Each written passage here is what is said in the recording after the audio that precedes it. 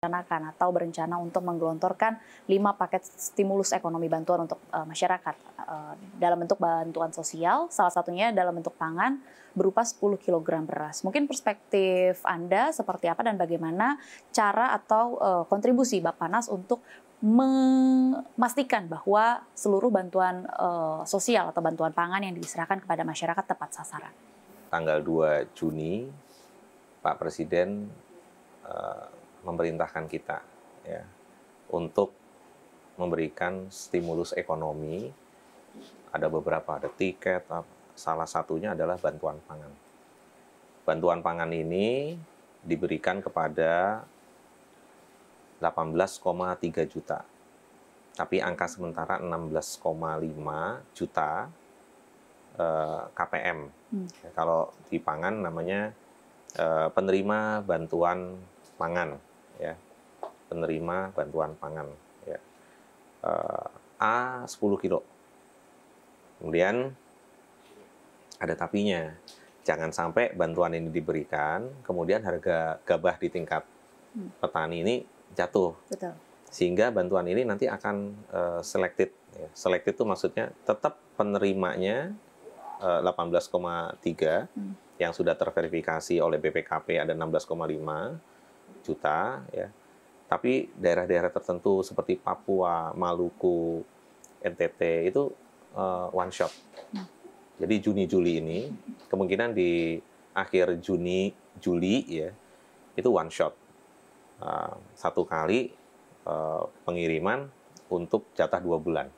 Nah itu akan disiapkan. Saya kemarin juga dari istana itu perintah beliau.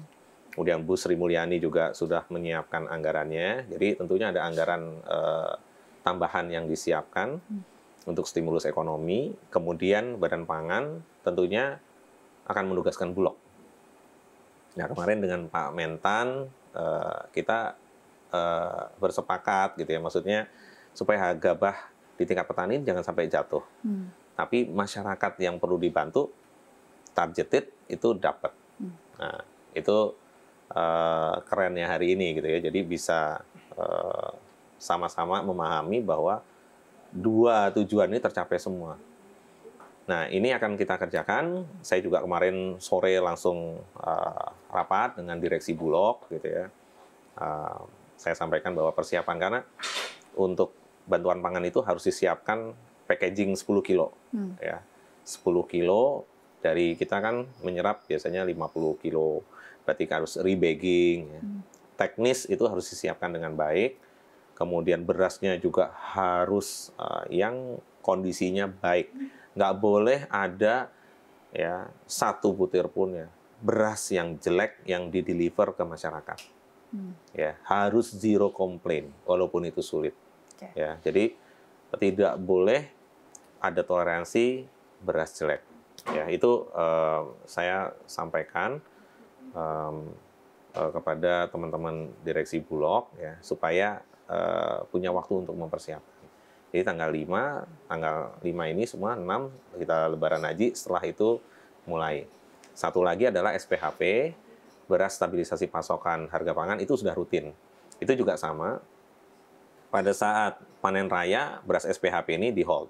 Ya. Tapi pada saat beberapa daerah terindikasi harganya naik, misalnya 5-10% di atas HET, itu biasanya kita sudah harus mulai. Jadi kalau kebijakan ini, ya tentunya mudah-mudahan bisa membantu. Karena Bu Menkyu selalu menyampaikan bahwa pertumbuhan ekonomi harus lebih tinggi dari inflasi. Inflasi kita sekarang 1,6, tapi pertumbuhan ekonominya kan di angka 4,8. Beliau sampaikan kalau bisa di atas 5 gitu ya. Jadi perlu ada stimulus-stimulus. Nah, kalau di retail bisnisnya dengan Pak Menko Ekonomi, Pak Erlangga kemarin juga disampaikan nanti ada program-program bisa di pertengahan tahun itu ada back to school, ada apa itu semua mendukung Apindo, Hipindo, ya Aprindo, Asosiasi Pengusaha Retail, pemilik mall dan lain-lain itu biasanya kita juga melakukan hal yang sama begitu ya. Nah, kenapa Badan Pangan? Karena hampir semua retail itu menjual produk pangan. Jadi itu juga diberikan memberikan kesempatan juga kepada private sector untuk melakukan hal yang sama gitu.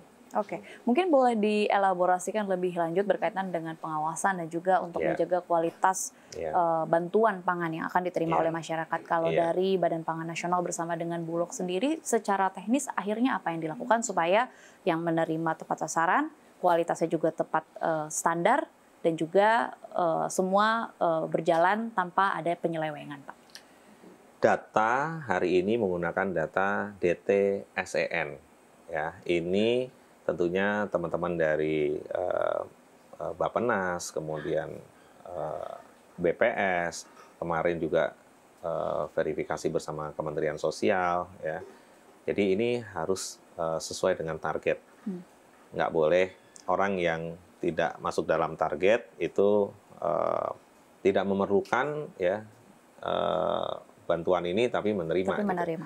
Makanya fokusnya adalah kalau kemarin diskusinya desil 1 sampai 7. Kalau Badan Pangan menyampaikan biasanya yang titik ekstrim adalah di desil 1 dan 2. Ini orang saudara kita yang paling perlu dibantu. Ya, desil 1 dan 2. Nah, angkanya itu memang antara 14 sampai 18 juta angkanya. Dulu angkanya 20 juta. 22 juta gitu. Jadi angka ini terus jadi fine tune. Kenapa? Karena ada yang meninggal, ada yang pindah tempat, ada yang macam-macam ya. Ada yang sudah lebih sejahtera, ada malah yang turun. Itu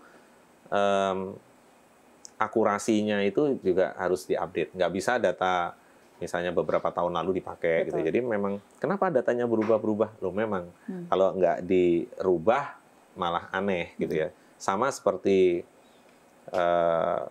misalnya stok barang di supermarket gitu ya, inventory. Kemarin stoknya 100 kok, sekarang cuma 80, kok cuma 70 gitu. Ya karena itu kan ada in, ada out. Terus bagaimana cara menjaganya? Cara menjaganya tadi, data semua satu data. Kemudian tentunya ada BPKP. Jadi sebelum dirilis aja, kita udah minta sama saudara-saudara kita BPKP memverifikasi. Ya. Tentunya itu dalam koordinasi Mensetnek, Mas Prasetyo Adi itu juga luar biasa tuh. Jadi beliau tuh mengkoordinasikan datanya udah betul ya. Setelah itu, setelah data itu benar, itu diberikan ke Badan Pangan ya, Kementerian Sosial untuk bantuan yang 200.000 kali 2 untuk KPM, kemudian Badan Pangan untuk diberikan pada Bulog. Ya, dan kita berharap bisa one shot ya, supaya bisa cepat sampai ke masyarakat. Nah, pengawasannya di lapangan tentunya biasanya kita bersama Satgas Pangan juga.